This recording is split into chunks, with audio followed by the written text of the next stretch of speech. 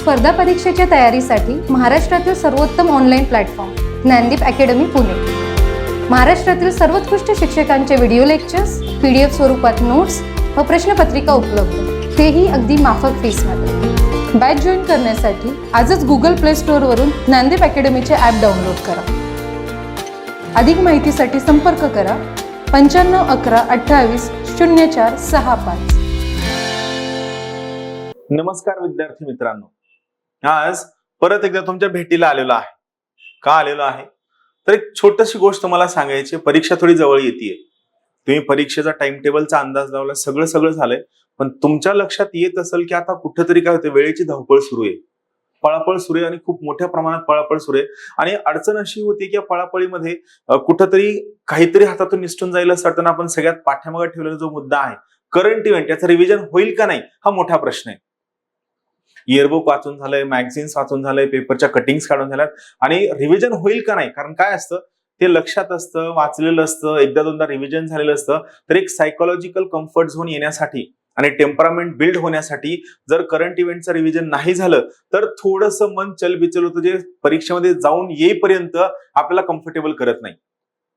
आणि परीक्षेतून जाऊन आल्यानंतर पहिलं वाक्य काय असतं, विनाकारण मी टेन्शन घेतलं, गरजच नव्हती। हे परीक्षेचा पेपर संपल्यानंतर कळतं, तोपर्यंत ते वळत नाही।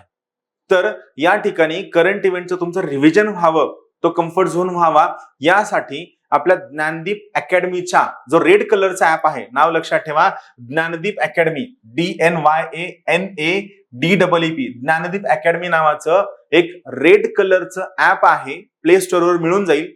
या ऍप वरती करंट इव्हेंटचा कोर्स आहे, त्याचं डेमो लेक्चर मी आज तुम्हाला देत आहे, जेणेकरून तुम्हाला कळावं ते कोणत्या पद्धतीने शिकवलेलं आहे। रेड कलरचा ऍप आहे, या रेड कलरच्या ऍपवर चालू घडामोडीचा एक कोर्स आहे। या कोर्सवर जवळपास 51 व्हिडिओज आहेत। हे व्हिडिओज तुम्ही पाहून तुम्ही जे करंट इव्हेंट वाचले याचं तुम्ही रिव्हिजन करू शकता कमी वेळामध्ये। फायदा काय आहे, एक व्हिडिओ तुम्ही कितीही वेळा पाहू शकता। हा व्हिडिओ तुम्ही दिवसातल्या कोणत्याही वेळा पाहू शकता, कोणतंही बंधन नाही। आणि सगळ्यात महत्वाची गोष्ट, हा व्हिडिओ पाहत असताना या व्हिडिओमध्ये जे सर्व काही मी शिकवलेलं आहे, या शिकवलेल्या गोष्टींची जी PDF आहे, ही PDF तुम्हाला ज्ञानदीप अकॅडमीच्या टेलिग्राम चॅनलवर फ्री ऑफ कॉस्ट मिळेल।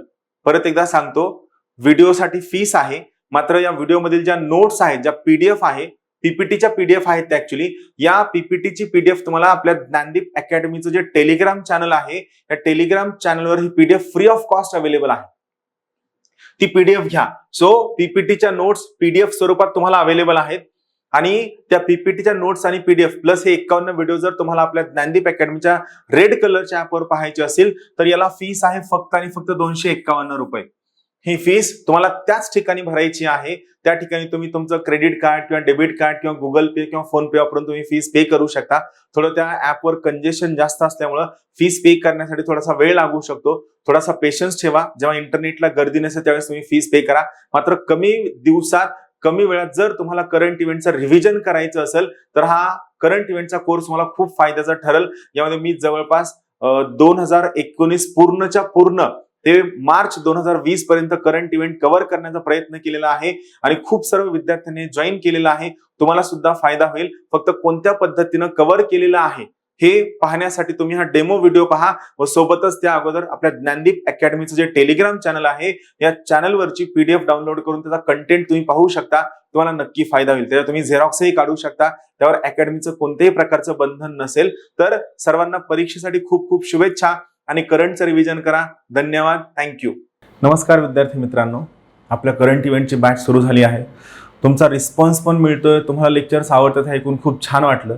आणि सगळ्यात महत्त्वाचा मुद्दा की मी आता यामध्ये आणखी थोडं जास्त डीपमध्ये जाणार आहे। खूप सर्व जॉब करणारे लोक असे आहेत की ज्यांना गोष्टी माहीत नाही, थोडंसं बेसिक माहीत असायला हवं। तर या सोयीनं बेसिकवर सुद्धा काम करणार आहे, जेणेकरून तुम्हाला फायदा होईल। आपण आर्थिक घडामोडींवरचा 4 लेक्चर्स पाहितले, त्यात मी त्या पिरियडमधील जेवढ्या न्यूज आहेत कव्हर करण्याचा प्रयत्न केला। आता आज आपण शिकणार पर्यावरण। पर्यावरण हा करंट इव्हेंटच्या दृष्टीने महत्त्वाचा आहेच, मात्र सोबतच तुमचा पर्यावरण नावाचा एक सेपरेट टॉपिक आहे, ज्यावरती जवळपास 15 ते 20 प्रश्न हे दरवर्षी विचारले जातात करंट इव्हेंटच्या व्यतिरिक्त. यासोबतच जॉग्राफीच्या सेशनमध्ये सुद्धा जॉग्राफीच्या बाजूला सुद्धा पर्यावरणावरती प्रश्न असतात. त्यामुळे थोडंसं तुमचं बेसिक सुद्धा कव्हर करण्याचा प्रयत्न करणार आहे. फॅक्च्युअल बेसिक, विनाकारण कन्सेप्ट नाही. कन्सेप्ट तुम्हाला येतात तो महत्त्वाचा मुद्दा नाही आहे. मात्र या लेक्चर्सच्या माध्यमातून ज्यांना पुस्तक वाचायचं नाही आहे, वेळ मिळणार नाही आहे आणि त्यांना फक्त एवढे लेक्चर्सच कव्हर करायचे आहेत, तर माझ्यावर विश्वास ठेवा, नक्कीच तुमचं सर्वच्या सर्व बेसिक्स कव्हर होईल. यासोबत खूप सर्व गोष्टी अशा आहेत ज्या तुम्हाला माहीत नसतात. तुम्ही येता कमी वेळामध्ये पटपट करंट इव्हेंट कव्हर करण्याचा प्रयत्न करता आणि बेसिक्स माहीत नसताना उत्तरं सोडवता आणि त्या ठिकाणी कुठेतरी छोटीशी सिली मिस्टेक होते आणि आपली उत्तरं राहतात. तर ते होऊ नाही म्हणून थोडे छोटे छोटे बेसिक आणि काही महत्त्वाचे कन्सेप्ट सुद्धा कव्हर करण्याचा प्रयत्न करणार आहे. चला सुरू करूया.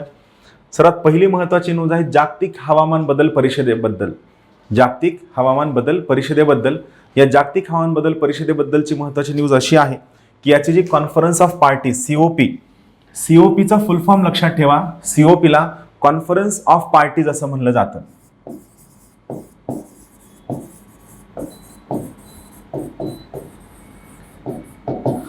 यात आणखीन एक महत्त्वाचा मुद्दा असा आहे की तुम्हाला हे व्हिडिओ पाहत असताना त्या ठिकाणी तुम्ही व्हिडिओची स्पीड वाढवू शकता. याचा ऑप्शन सुद्धा आपल्या ॲपमध्ये अवेलेबल आहे. मला मात्र माझ्या स्पीडनं जायचं आहे. ज्यांना हवं असेल ते व्हिडिओची स्पीड वाढवून त्या स्पीडनं पाहू शकतात जर तुम्ही लेट जॉईन केलं असेल तर. पहा कॉन्फरन्स ऑफ पार्टीज.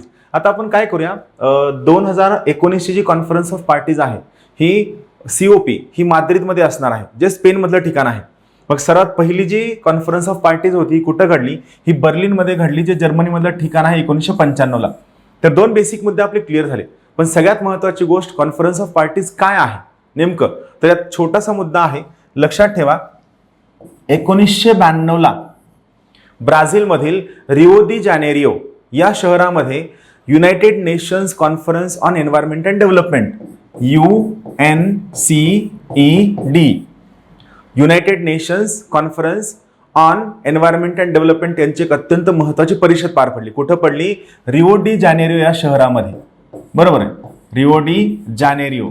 मग या परिषदेमध्ये एक अत्यंत महत्त्वाचा करार पार पाडण्यात आला. त्या कराराचं नाव आहे United Nations Framework Convention on Climate Change. मी पूर्ण इथं लिहित नाही, तुम्हाला सांगतो, हे सगळं तुम्हाला माहीत आहे. लक्षात ठेवा 1992ला रिओ डी जानेरिओमध्ये एक महत्त्वाची परिषद पार पडली. त्या परिषदेचं नाव आहे United Nations Conference on Environment and development. या कॉन्फरन्सच्या अंतर्गत एक महत्त्वाचा करार, एक फ्रेमवर्क ॲग्रीमेंट मान्य करण्यात आला, फ्रेमवर्क ॲग्रीमेंट मांडण्यात आला आणि या फ्रेमवर्क ॲग्रीमेंटच्या अंतर्गत या सर्व परिषदा होत असतात. तर तो जो फ्रेमवर्क ॲग्रीमेंट आहे, या फ्रेमवर्क ॲग्रीमेंटचं नाव होतं युनायटेड नेशन्स म्हणजे संयुक्त राष्ट्राचं United Nations Framework Convention on Climate change. हवामान बदलावरतीचा जो हा महत्त्वाचा फ्रेमवर्क आहे, हा महत्त्वाचा फ्रेमवर्क त्या ठिकाणी या समिटमध्ये मांडण्यात आला. आणि ही जी समिट 1992ला घडली, याला आपण अर्थ समिट असं म्हणतो. लक्षात ठेवा, याला आपण अर्थ समिट असं म्हणतो, जी पर्यावरणासाठी असणारी सर्वात पहिली महत्त्वाची समिट होती. मग या समिटच्या अंतर्गत जो महत्त्वाचा मुद्दा किंवा जी सगळ्यात महत्त्वाची मेकॅनिझम डेव्हलप करण्यात आली, त्या मेकॅनिझमचं नाव आहे कॉन्फरन्स ऑफ पार्टीज. मग कॉन्फरन्स ऑफ पार्टीज काय आहे, तर आता वाक्य महत्त्वाचं आहे. कॉन्फरन्स ऑफ पार्टीज ही United Nations Framework Convention on Climate चेंजच्या अंतर्गत डिसिजन मेकिंग करणारी हायेस्ट बॉडी आहे. तर इथे लक्षात ठेवा, कॉन्फरन्स ऑफ पार्टीज ही डिसिजन मेकिंग करणारी, पर्यावरणासाठी काम करणारी एक हायेस्ट बॉडी आहे, ज्याच्या अंतर्गत ती घेतलेल्या निर्णयांची अंमलबजावणी जगभरातील देशांमार्फत केली जाते. हे महत्त्वाचा मुद्दा आहे. तर याच प्रकारची ही जी कॉन्फरन्स ऑफ पार्टीज आहे, ही कॉन्फरन्स ऑफ पार्टीज जी 2019ची आहे, ही माद्रिदमध्ये होणार आहे. आणि याच्या अंतर्गत असणारी जी सर्वात पहिली कॉन्फरन्स ऑफ पार्टीज होती, ती बर्लिन जर्मनी इथं पार पडण्यात आली होती. इथं लक्षात काय ठेवायचं आहे, ही जी कॉन्फरन्स ऑफ पार्टीज असते ही दरवर्षी भेटते, दरवर्षी यांची भेट असते. आणि ही दरवर्षी असणारी व्हिजिट किती असते? 2 वीकसाठी असते, 2 आठवड्यांसाठी असते.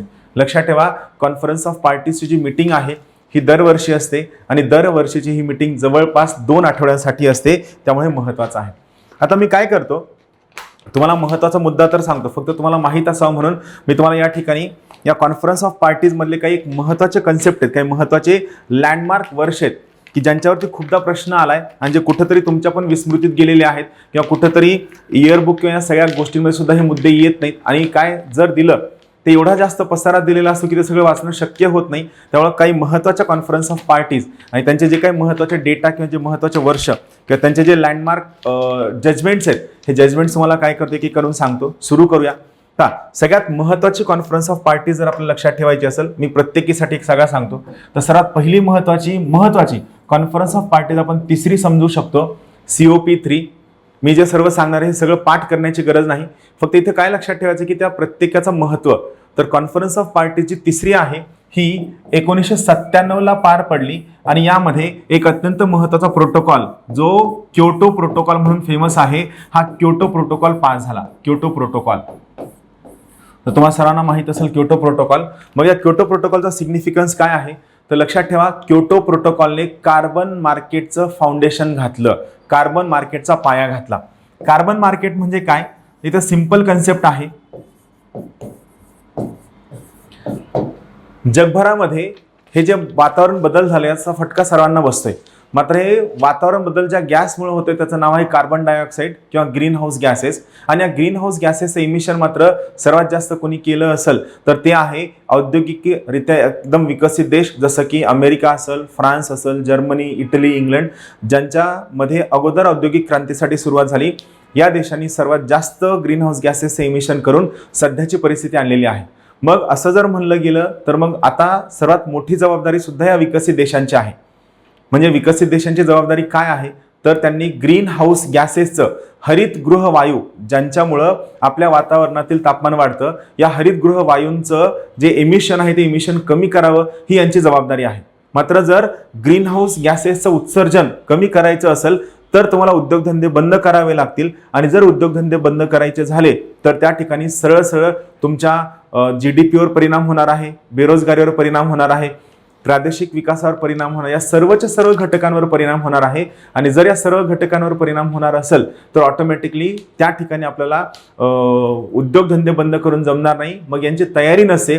मग असं असताना काय, हे जे श्रीमंत देश आहेत स्वतःचं इमिशन कंटिन्यू ठेवतात, स्वतःच्या इंडस्ट्री कमी ठेवतात आणि मग या इमिशनमुळं जो काही जास्तीचा पैसा त्यांचा सेव्ह होतो, हा सेव्ह झालेला पैसा ते अशा देशांमध्ये पर्यावरणीय तंत्रज्ञानावर खर्च करतात की ज्या ठिकाणी उद्योगधंदे नाही आहेत, ज्या ठिकाणी पर्यावरणाची हानी कमीत कमी आहे, ज्या ठिकाणी इंडस्ट्रीसुद्धा कमी आहेत. तर याला आपण कार्बन मार्केट असं म्हणतो. कार्बन मार्केटबद्दल पुढे सुद्धा एक न्यूज आहे, त्यामध्ये आपण डिटेलमध्ये पाहूया. थोडक्यात श्रीमंत देशांनी स्वतःच्या इंडस्ट्रीज कंटिन्यू ठेवायच्या आणि त्यामधनं आलेल्या प्रॉफिटचा थोडाफार जो हिस्सा आहे हा हिस्सा औद्योगिकरित्या अविकसित आणि विकसनशील देशांमध्ये खर्च करायचा आणि हा खर्च करताना त्या ठिकाणी त्यांना त्या बदल्यात पैसे द्यायचे, याला कार्बन मार्केट असं म्हणलं जातं. तर लक्षात ठेवा, क्योटो प्रोटोकॉलच्या अंतर्गत कार्बन मार्केटचा पाया घालण्यात आला. तर ही कॉन्फरन्स ऑफ पार्टीज तिसरी होती. त्यानंतर पुढची महत्त्वाची कॉन्फरन्स ऑफ पार्टीज आहे जी बालीमधली आहे, जी आहे कॉन्फरन्स ऑफ पार्टीज 5. तर ही केव्हाची आहे लक्षात ठेवा, ही 2007ची आहे. महत्त्वाचा मुद्दा आहे. Conference of parties 13. Conference of parties 13 ही 2007ची महत्त्वाची परिषद आहे. यामध्ये सगळ्यात महत्त्वाचं काय झालं तर या कॉन्फरन्स ऑफ पार्टीज 13 मध्ये बाली रोडमॅप मांडण्यात आला. बाली रोडमॅप म्हणजे ही बालीमध्ये बाली रोडमॅप मांडण्यात आला. मग या बाली रोडमॅपचा फायदा काय आहे किंवा उद्देश काय आहे तर बाली रोडमॅपचा मुख्य उद्देश होतं जो क्योटो प्रोटोकॉल आहे त्या क्योटो प्रोटोकॉलला रिप्लेस करणं. 97 नंतर 10 वर्षांनी बाली रोडमॅप आला 2007ला आणि याचा उद्देश होता क्योटो प्रोटोकॉलला रिप्लेस करणं. मात्र क्योटो प्रोटोकॉलला रिप्लेस केलं जाऊ शकलं नाही. मग बाली रोडमॅपनं काय केलं तर क्योटो प्रोटोकॉलमध्ये अगोदर काय होतं तर हे ग्रीन हाऊस गॅसेस इमिशन कमी करण्याची जबाबदारी ही कुणाची होती, ही फक्त आणि फक्त विकसित देशांची जास्त होती. विकसनशील देश ज्यामध्ये चीन आणि भारत सुद्धा आले यांची सुद्धा जबाबदारी कमी होती. का तर चीन आणि भारतचं म्हणणं होतं की आमचं जे इमिशन आहे, आम्ही जे ग्रीन हाऊस गॅस इमिशन करतो हे विकासासाठी करतो, आमचं इमिशन डेव्हलपमेंटल आहे. तर विकसित देश अमेरिका असेल, फ्रान्स असेल, ब्रिटन असेल, या सर्व देशांचं जे इमिशन आहे, उत्सर्जन आहे हे लक्झुरियस आहे, चैनीच्या वस्तूंसाठी होतं, त्यामुळे आम्ही आमचं इमिशन कमी करणार नाही. हे क्योटो प्रोटोकॉलच्या वेळेस त्यांचा स्टँड होता. बाली रोडमॅपच्या वेळेस मात्र त्यांना हा स्टँड चेंज करावा लागला. बाली रोडमॅपमध्ये कार्बन हे जे ग्रीन हाऊस गॅसेस आहेत यांच्या इमिशनचं जे टार्गेट आहे हे विकसित आणि अविकसनशील दोघांनाही त्यामध्ये समावेश करण्यात आला आणि सर्व देशांचा समावेश करण्यात आला. आणि ग्रीन हाऊस गॅस इमिशन करण्याची जबाबदारी फक्त विकसित देशांची नाही, तर ही जबाबदारी विकसित देश, विकसनशील देश, अविकसित देश असेल हे बाली रोडमॅप मध्ये आलं. त्यानंतर पुढची महत्वाची कॉन्फरन्स ऑफ पार्टीज होती ती होती कोपनहेगन मधील. ही कॉन्फरन्स ऑफ पार्टीज 2015ची होती. कॉन्फरन्स ऑफ पार्टीज 15वी होती कोपनहेगन मध्ये. याचं वर्ष होतं ते वर्ष होतं 2009. मग याचा उद्देश काय होता तर याचा सर्वात महत्वाचा उद्देश होता आपली जी जागतिक तापमान वाढ आहे, जे ॲव्हरेज आहे पृथ्वीचं, हे पृथ्वीच्या जागतिक तापमानाचं ॲव्हरेज हे 2 डिग्री सेंटीग्रेड पेक्षा कमी ठेवणे हे उद्देश होता. यामध्ये यांनी टार्गेट ठेवण्यात आलं की 2 डिग्री सेंटीग्रेड पेक्षा कमी ठेवणे हे महत्वाचं टार्गेट या कोपनहेगन परिषदेमध्ये करण्यात आलं. आणि मग या प्रकारचे उद्देश घेत असताना विकसनशील देश आणि विकसित देश या दोघांनीही कार्बन डायऑक्साईडचं इमिशन किंवा ग्रीनहाऊस गॅस इमिशन कमी करण्यासाठी प्रयत्न करावा. हे करत असताना जर अविकसित आणि विकसनशील देशांना नुकसान होत असेल तर त्या ठिकाणी अविकसित आणि विकसनशील देशांना पैसा पुरवठा करणं किंवा त्यांच्या ग्रीनहाऊस गॅस इमिशनच्या प्रकल्पांना फायनान्स करण्याचं काम कोण करतील तर ते फायनान्स करण्याचं काम विकसित देश करतील हे ठरविण्यात आलं. ही महत्वाची पुढची कॉन्फरन्स ऑफ पार्टीज होती कोपनहेगन. इथं काय लक्षात ठेवा तर या ठिकाणी विकसित देश ग्रीनहाऊस गॅसच्या इमिशनच्या प्रयत्नांना फायनान्स करतील हा महत्त्वाचा उद्देश निघाला. आणि पुढचा महत्त्वाचा उद्देश होता तुम्हाला ग्रीनहाऊस गॅसच्या इमिशनमुळे जे पृथ्वीचं तापमान वाढतंय याचं सरासरी तापमानाची जी वाढ आहे ही 2 डिग्री सेंटीग्रेडपेक्षा कमी ठेवण्याचं टार्गेट या ठिकाणी ठेवण्यात आलं होतं. त्यानंतर पुढची सर्वात महत्त्वाची पार्टी आली ती आली कॉन्फरन्स ऑफ पार्टीज 16. महत्त्वाची आहे ही कॅन्कुन या ठिकाणी भरली गेली. जो एक खूप महत्त्वाचे उद्देश या ठिकाणी निघले. कॉन्फरन्स ऑफ पार्टीज 16वी ही कॅन्कुनमध्ये भरली. याचं वर्ष होतं 2011. इथं काय ठरवण्यात आलं तिथं लक्षात ठेवा सर्वांनी इमिशन कमी करण्याचं ठरवण्यात आलं. सर्वांनी म्हणजे कोणत्याही प्रकारचं भेदभाव न ठेवता सर्व देशांनी उत्सर्जन कमी करावं. यामध्ये अमेरिका, ब्राझील, रशिया, त्यानंतर इंडिया, चायना या सर्वांनी इमिशन कमी करावं असं ठरवण्यात आलं. इथं हे का लक्षात ठेवायचंय तर या कॅन्कुन कॉन्फरन्स ऑफ पार्टीजमध्ये सर्वात महत्त्वाचं टार्गेट ठेवण्यात आलं होतं की 2020 पर्यंत ॲटलिस्ट 2020 पर्यंत आपण एखाद्या अशा निगोशिएशन पोहोचवावं की ज्याची आपण अंमलबजावणी करू शकतो आणि पृथ्वीचं सरासरी तापमान वाढणार नाही याची काळजी आपण घेऊ शकतो. यासाठी काहीतरी फायनल निगोशिएशन आपण 2020 पर्यंत पोहोचावं हे 2011ला ठरवण्यात आलं. त्यामुळे ही कॅन्कुनची कॉन्फरन्स ऑफ पार्टीज महत्त्वाची आहे. त्यानंतर पुढची महत्त्वाची कॉन्फरन्स ऑफ पार्टीज होती ती होती 18वी जी दोहा इथं घडली. कॉन्फरन्स ऑफ पार्टीज 18 जी दोहा या ठिकाणी पार पडली. याचं वर्ष होतं 2012. मग यांचं काय म्हणणं होतं तर कॉन्फरन्स ऑफ पार्टीज 18चं म्हणणं होतं की क्योटो प्रोटोकॉल जो 1997ला सुरू झालेला आहे या क्योटो प्रोटोकॉलला 2020 पर्यंत एक्सटेन्शन मिळावं हे ठरविण्यात आलं. क्योटो प्रोटोकॉलमध्ये बेसिकली महत्त्वाचा कंटेन्शियस किंवा वादाचा मुद्दा काय होता तर विकसित देशांनी ग्रीनहाऊस गॅसेसचं इमिशन जास्त कमी करावं अविकसित आणि विकसनशील देशांपेक्षा. आणि याच गोष्टीला क्योटो प्रोटोकॉलला 2020 पर्यंत परत मान्यता द्यावी असं मानण्यात आलं. इथं प्रश्न येऊ शकतो तो लक्षात ठेवा. या दोहा कॉन्फरन्स ऑफ पार्टीजला खूप महत्त्वाच्या देशांनी नकार दाखवला. त्यापैकी महत्त्वाचा देश एक होता रशिया, दुसरा होता अमेरिका, तिसरा होता कॅनडा आणि चौथा महत्त्वाचा देश होता तो होता चायना. तर या 4 देशांनी हे जे दोहा पार्टीज याला विरोध दर्शवला कारण या 4 देशांना खूप मोठ्या प्रमाणात त्यांचं ग्रीनहाऊस गॅसेसचं इमिशन कट करावं लागलं असतं, त्यांना नुकसान सहन करावं लागलं असतं. यामुळे या देशांनी रशिया, अमेरिका, कॅनडा आणि चायना या देशांनी या दोहामध्ये क्योटोला 2020 पर्यंत एक्सटेन्शन दिलं जावं याला नकार दाखवला. मग सगळ्यात महत्त्वाची कॉन्फरन्स ऑफ पार्टी झाली ती आली 20वी COP20. COP20 ही कुठं घडली तर ही लिमा या ठिकाणी घडली. ही का महत्त्वाची आहे त्याचा सगळ्यात महत्त्वाचा उद्देश हा आहे. कॉन्फरन्स ऑफ पार्टीज 20 लिमामध्ये घडलेली परिषद यासाठी महत्त्वाची आहे तर या परिषदेमध्ये पहिल्यांदा त्या कॉन्फरन्स ऑफ पार्टीजच्या सर्व सदस्य राष्ट्रांनी ग्रीन हाऊस गॅसेसचं उत्सर्जन कमी करण्यासाठी सर्वांनी एकत्रित मान्यता दिली.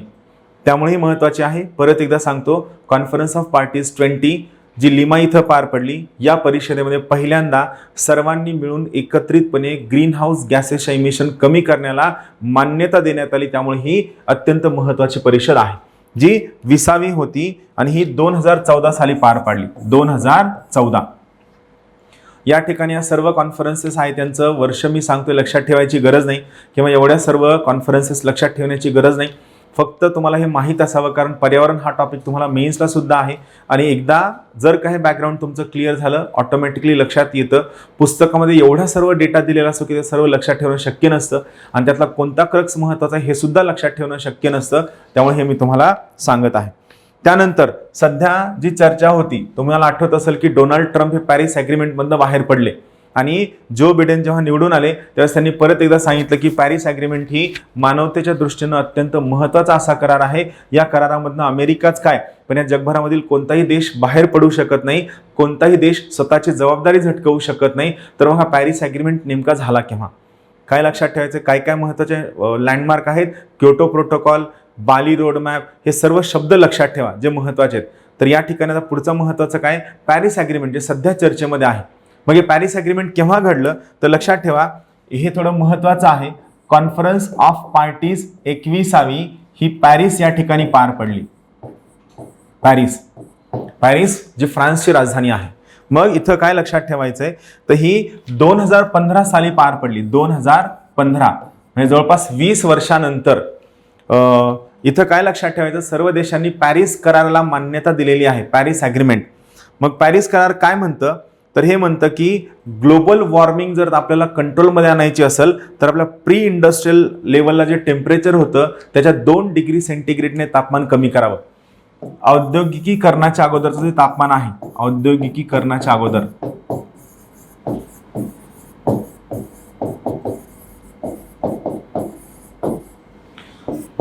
त्याचं जे तापमान आहे त्याच्या जवळपास 2 डिग्री सेंटीग्रेडच्या आसपास आपल्याला तापमान कमी करायचं आहे. हा पॅरिस ॲग्रीमेंट मधला सर्वात महत्त्वाचा करार आहे, सर्वात महत्त्वाचा मुद्दा ज्यावर फोकस करायला हवं. आणि 2 डिग्री सेंटीग्रेडनं कमी करणं, याला हळूहळू कमी करून किती टप्प्यांवर याला 2 डिग्री सेंटीग्रेडनं कमी करून 1.5 डिग्री सेंटीग्रेडवर आणणं हा सर्वात महत्त्वाचा उद्देश या ठिकाणी मांडण्यात आला होता. आता इथं ॲक्शन लक्षात काय ठेवायचंय, पॅरिस करार 2 डिग्री सेंटीग्रेडच्या आसपास कमी करणं आणि त्याला हळूहळू कमी करत आणणं, कुठपर्यंत आणणं, 1.5 डिग्री सेंटीग्रेडपर्यंत कमी करत आणणं हा सर्वात महत्त्वाचं टार्गेट पॅरिस करारामध्ये ठरवण्यात आलं होतं. त्यानंतर पुढची महत्त्वाची आहे ती आहे कॉन्फरन्स ऑफ पार्टीज 22वी. ही कॉन्फरन्स ऑफ पार्टीज 22वी जी आहे ती मर्राकेश या ठिकाणी पार पडली. मर्राकेश हे शहर मोरोक्को मधलं आहे. हा करार 2016 साली पार पडला. मर्राकेश 2016.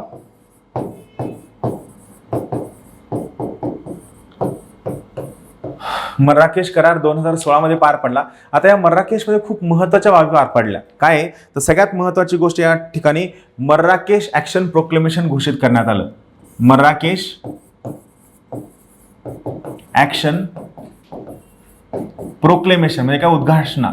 याचा उद्देश काय होता की आपण याच्या अंतर्गत काय काय करणार आहोत, कसं करणार आहोत, या सर्वांची घोषणा यामध्ये करण्यात आली. त्याचे डिटेलिंग पॉईंट्स करण्याची गरज नाही, कारण त्यावर प्रश्न येणार नाही, ते लक्षातही राहणार नाही. फक्त काय लक्षात ठेवा, मर्राकेश ऍक्शन प्रोक्लेमेशन कोणत्या साली घोषित करण्यात आलं, 2016 साली, म्हणजे पॅरिस ॲग्रीमेंट नंतर हे घोषित करण्यात आलं. त्यानंतर दुसरं महत्त्वाचं होतं मर्राकेश पार्टनरशिप. मी शॉर्टमध्ये लिहितो, मर्राकेश जी पार्टनरशिप आहे ही 2020 पर्यंत एक्सटेंड करण्यात आली. 2020 पर्यंत मर्राकेश पार्टनरशिप असेल असं सांगण्यात आलं. त्यानंतर डिसिजन जो पॅरिस करार झाला, या पॅरिस करारासाठी कॉन्फरन्स ऑफ मीटिंग एजन्सीज म्हणजे CMA ज्या आहेत यांची एक महत्त्वाची परिषद पार पाडली. CMA काय आहे तर CMA हे पॅरिस कराराच्या अंमलबजावणीसाठीची सर्वात महत्त्वाची एजन्सी आहे. लक्षात ठेवा, CMA ही पॅरिस कराराच्या अंमलबजावणीसाठी असणारी एक अत्यंत महत्त्वाची एजन्सी आहे. तर CMAची पहिली meeting he Marrakesh conference of पार्टीजमध्ये झाली. पॅरिस कराराच्या अंमलबजावणीची ही सर्वात महत्त्वाची ऑथॉरिटी आहे आणि या ऑथॉरिटीची पहिली मीटिंग जी आहे ही या मर्राकेश कॉन्फरन्स ऑफ पार्टीजमध्ये पार पडली. हे महत्त्वाचं आहे. ही 22वी पार्टी होती. त्यानंतर पुढची महत्त्वाची जी पार्टी आहे, थोडं बोर वाटू शकतं, मात्र हे खूप महत्त्वाचं आहे, कारण हे बेस जर तुम्हाला क्लिअर झाला तर गोष्टी खूप चांगल्या कळणार आहेत. पुढची पार्टी होती 23वी कॉन्फरन्स ऑफ पार्टीज 23वी ही कॉन्फरन्स ऑफ 23वी पार्टी बॉन या ठिकाणी जे जर्मनीमधलं शहर आहे या ठिकाणी पार पडली. ही 2017 साली पार पडली. 2017. मग इथं महत्वाचं काय होतं तर बॉनमध्ये जो पॅरिस करार आहे या पॅरिस कराराच्या अंमलबजावणीसाठी जे सर्व महत्त्वाच्या चर्चा, डिस्कशन्स, डायलॉग्स पार पडले, या सर्व डायलॉगच्या अंमलबजावणीसाठी एक मध्यम मार्ग, गोल्डन मीन काढण्यासाठी पॅरिस ॲग्रीमेंट रूल बुक काढण्यात आलं, ज्यानुसार याची अंमलबजावणी होईल. आणि यासोबतच या बॉन कॉन्फरन्स ऑफ पार्टीजमध्ये तलेनिया डायलॉग पास करण्यात आला. फक्त नाव लक्षात ठेवा, तलेनाव डायलॉग.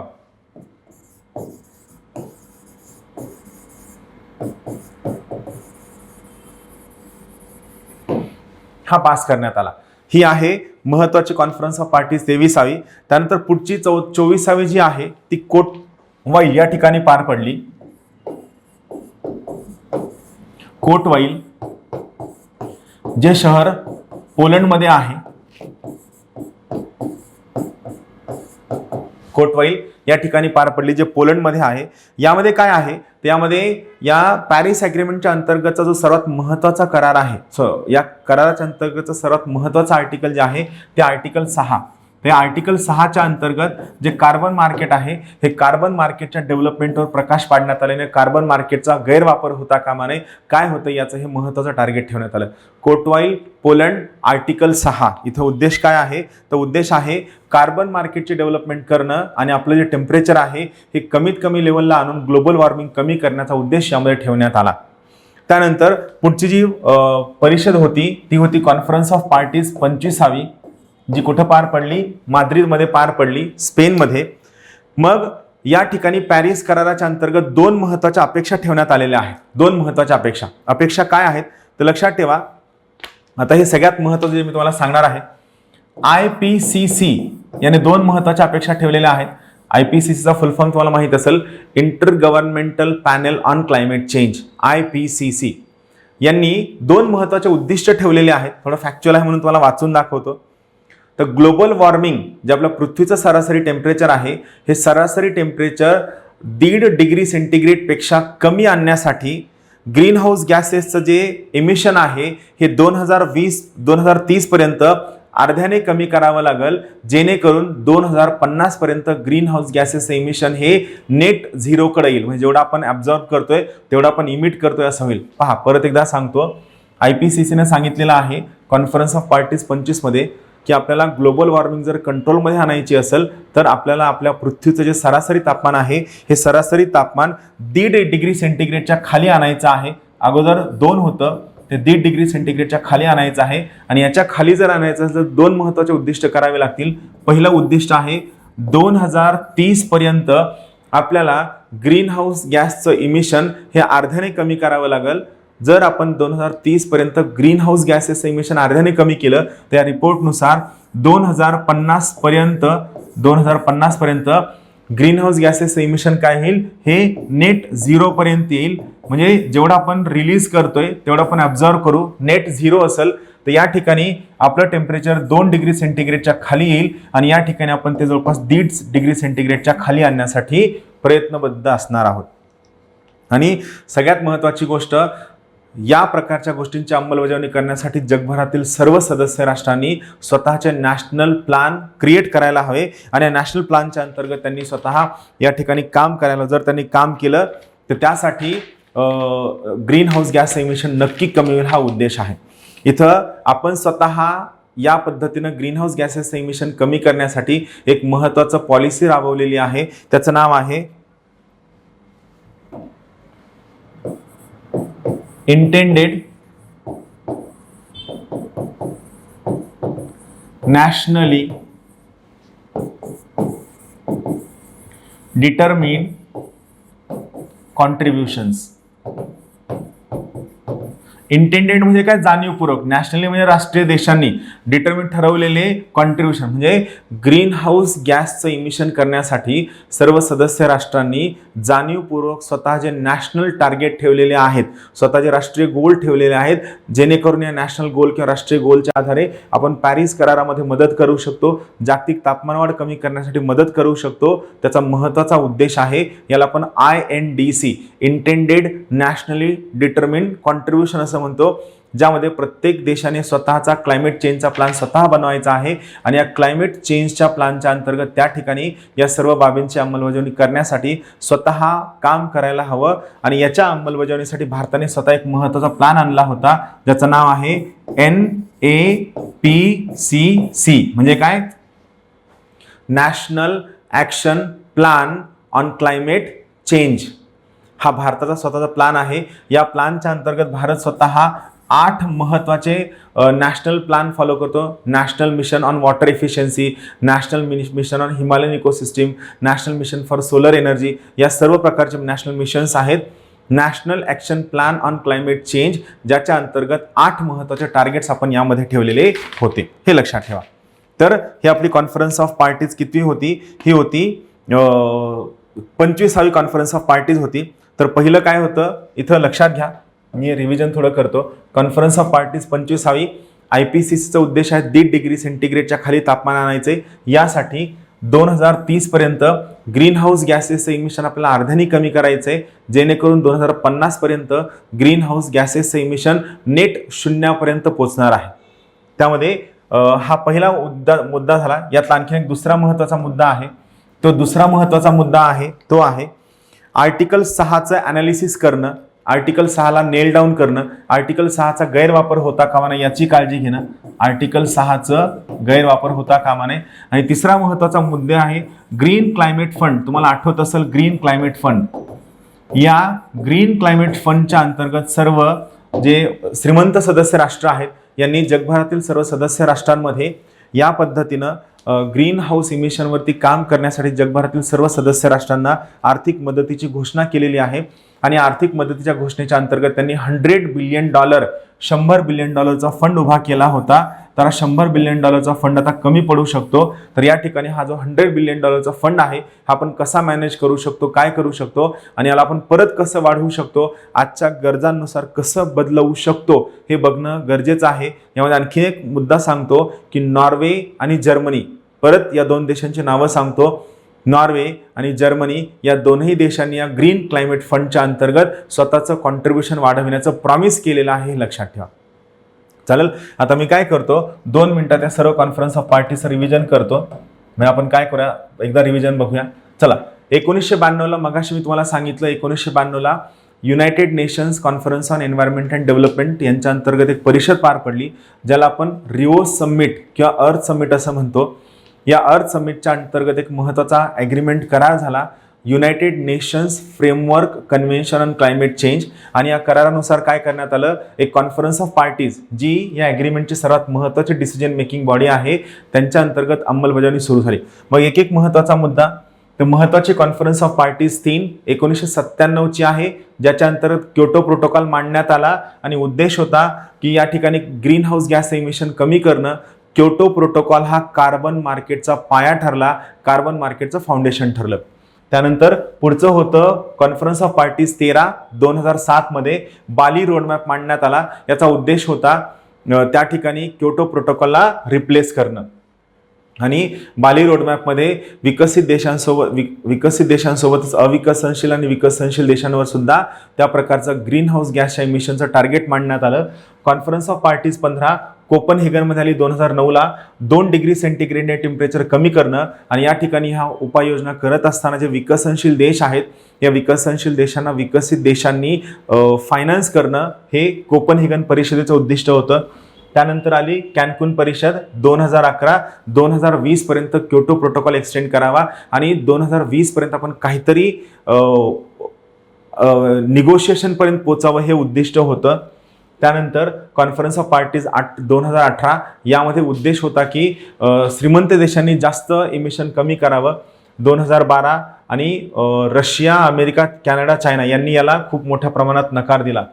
पुढची होती कॉन्फरन्स ऑफ पार्टीज 20/2014 लिमा हे महत्त्वाचं यामुळं आहे की या पर्टिक्युलर कॉन्फरन्स ऑफ पार्टीजमध्ये पहिल्यांदा जगभरातील सर्व सदस्य राष्ट्रांचं ग्रीन हाऊस गॅसेसच्या इमिशनवर एकत्रित कमी करण्यावरती एकमत झालं पहिल्यांदा, म्हणून हे महत्त्वाचं आहे. त्यानंतर पॅरिस ॲग्रीमेंट जो आज फेमस आहे 2015, याचं उद्दिष्ट आहे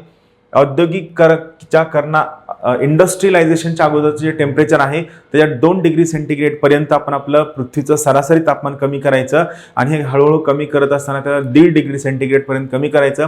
हे करत असताना विकसित देशांची जबाबदारी मोठी असणार आहे, त्यांना लॉंग टर्मसाठी काम करावं लागणार आहे, हे या ठिकाणी मांडण्यात आलं. त्यानंतर पुढचं आहे कॉन्फरन्स ऑफ पार्टीज 22वी मर्राकेश जे मोरोक्कोमधील शहर आहे 2016, यामध्ये मर्राकेश ॲक्शन प्रोक्लेमेशन डिक्लेअर करण्यात आलं. त्यानंतर मर्राकेश पार्टनरशिप 2020 पर्यंत एक्सटेंड करण्यात आली आणि CMA जी पॅरिस ॲग्रीमेंटच्या अंमलबजावणीसाठी असणारी एक अत्यंत महत्त्वाची ऑथॉरिटी आहे, या CMA ची पहिली मीटिंग पॅरिस ॲग्रीमेंटच्या अंमलबजावणीसाठी असणारी सर्वात महत्त्वाची जी संस्था आहे याची पहिली meeting he 2016ला Marrakesh conference of पार्टीजमध्ये पार पडली. त्यानंतर बॉन जर्मनी 2017 यामध्ये तलेना डायलॉग हा पार पडला जो महत्त्वाचा आहे. त्यानंतर कोटवाईल पोलंड यामध्ये आर्टिकल 6 याने कार्बन मार्केटचं परत एकदा खूप मोठ्या प्रमाणामध्ये चर्चेमध्ये आणलं, कोटवाईल पोलंड. त्यानंतर कॉन्फरन्स ऑफ पार्टीज 25 यामध्ये 3 महत्त्वाच्या गोष्टी आहेत ज्या माद्रिदमध्ये घडणार आहेत, ज्या अपेक्षा आहेत. IPCCनं सांगितलेलं आहे जर ग्लोबल वॉर्मिंग कंट्रोल करायचं असेल तर औद्योगिकीकरणाच्या अगोदरचे तापमान आहे ते आपल्याला 2 डिग्री सेंटीग्रेड पर्यंत आणावं लागेल, जे हळूहळू आपल्याला कमी करून 1.5 डिग्री सेंटीग्रेड पर्यंत कमी करावं लागेल. आणि यासाठी आपल्याला 2030 पर्यंत जे आपलं ग्रीन हाऊस गॅसेसचं इमिशन आहे ते अर्ध्याने कट करावं लागेल. जर 2030 पर्यंत आपण हे ग्रीन हाऊस गॅस इमिशन अर्ध्याने कमी करू शकलो तर त्याच केसमध्ये भविष्यामध्ये हे इमिशन 2050 पर्यंत नेट झिरो पर्यंत येईल. हा पहिला उद्देश होता. दुसरा उद्देश होता तो म्हणजे इंटेंडेड नॅशनली डिटर्मिन्ड कॉन्ट्रीब्युशन, सर्व सदस्य राष्ट्रांनी स्वतः नॅशनल लेवलला ग्रीन हाऊस गॅसेस इमिशन कसं कमी करता येईल यावर काम करावं. यासाठी त्यांनी INDC intended nationally determined contribution, प्रत्येक सदस्य राष्ट्राचा ग्रीन हाऊस गॅसच्या इमिशनचा स्वतःचा राष्ट्रीय प्लॅन, ज्याच्या अंतर्गत भारताने सुद्धा एक प्लॅन आखला होता ज्याची अंमलबजावणी सुरू आहे, ज्याचं नाव आहे NAPCC म्हणजे national action plan on Climate change. याच्या अंतर्गत आपण 8 महत्त्वाच्या गोलवर काम करत होतो. दुसरं टार्गेट होतं आर्टिकल 6चा गैरवापर टाळणं जे कार्बन मार्केटसाठी वापरात येतं. तिसरं ग्रीन क्लायमेट फंडला रिनोव्हेशन करणं, त्याला रिज्युविनेट करणं आणि त्यामध्ये 100 बिलियन फंड आहे हा आणखीन जास्त वाढवणं. यामध्ये जर्मनी आणि नॉर्वे यांनी स्वतः त्या ठिकाणी युनिलॅटरली आपण आपल्या सोयीने हे डिक्लेअर केलेलं आहे की आम्ही आता या ठिकाणी आमचं कॉन्ट्रीब्युशन जे आहे ते वाढविणार आहोत. सो हे थोडक्यात बॅकग्राऊंड होतं. आता या बॅकग्राऊंडसोबत मी तुम्हाला जे न्यूजमध्ये ते सांगतो. आपली कॉन्फरन्स ऑफ पार्टीज 2019ची स्पेन माद्रिदमध्ये पार पडली. दरवर्षी 2 आठवड्यासाठी भेटतात. पहिली कॉन्फरन्स ऑफ पार्टीज बर्लिन जर्मनीमध्ये पार पडली 1995. मग इथं मागच्या काही ज्या आहेत त्या 2015, 16, 17, 18 पॅरिस, मर्राकेश, बॉन आणि कोटवाईस पोलंड हे मी आता तुम्हाला सांगितलेलं आहे. हे वर्ष लक्षात ठेवायची गरज नाही. आला तर फक्त मॅच दी पेअर प्रश्न येऊ शकतो किंवा पॅरिस करार कुठं झालं जे महत्त्वाचं ते विचारलं जाऊ शकतं. 2092 मध्ये रिओ दी जानेरो येथे पहिली वसुंधरा परिषद ज्याला आपण अर्थ समिट असं म्हणतो, त्यावेळी United Nations Framework Convention on Climate change नावाचा महत्त्वाचा करार त्या ठिकाणी पार पडण्यात आला. आणि याचा सर्वात महत्त्वाचा जो उद्देश होता तो उद्देश मी सांगितलं, तापमान वाढीच्या समस्या शोधण्यासाठी UNFCCच्या वार्षिक परिषदा घेण्याचं ठरवण्यात आलं, ज्याला आपण कॉन्फरन्स ऑफ पार्टीज असं म्हणतो. आणि कॉन्फरन्स ऑफ पार्टीज हे United Nations Framework Convention on Climate चेंजच्या अंतर्गतची हायेस्ट डिसिजन मेकिंग बॉडी आहे, लक्षात चालेल. सो पहिलं लेक्चर थोडंसं मोठं आहे पण उद्देश हा आहे की तुमचा बेस बिल्ड करावा. तुम्हाला कॉन्फरन्स ऑफ पार्टीज काय आहे, क्योटो प्रोटोकॉल काय आहे, पॅरिस ॲग्रीमेंट काय आहे हे बेसिक सांगावं. याच्यानंतर आपण प्रत्येक लेक्चर 30 मिनिटांचंच ठेवणार आहोत जेणेकरून तुम्हाला हे कळेल. फक्त इथं काय लक्षात ठेवा, हा बेस एकदा चांगला झाला तर ऑटोमॅटिकली तुम्हाला गोष्टी कळण्यासाठी सुरू होतील. तर आजच्या लेक्चरसाठी आपण थांबूया. उद्याचं लेक्चर लवकरात लवकर तुम्हाला भेटणार आणि जास्तीत जास्त लेक्चरला आपण भेटणार आहोत. सर्वांना खूप खूप शुभेच्छा. Thank you very much. Have a good day. Thank you. स्पर्धा परीक्षेच्या तयारीसाठी महाराष्ट्रातील सर्वोत्तम online platform Dnyanadeep academy Pune. महाराष्ट्रातील सर्वोत्कृष्ट शिक्षकांचे व्हिडिओ लेक्चर्स, PDF स्वरूपात नोट्स व प्रश्नपत्रिका उपलब्ध. तेही अगदी माफक फीसमध्ये. बॅच जॉईन करण्यासाठी आजच गुगल प्ले स्टोअरवरून ज्ञानदीप अकॅडमीचे ॲप डाउनलोड करा. अधिक माहितीसाठी संपर्क करा 95 11 28 04 65.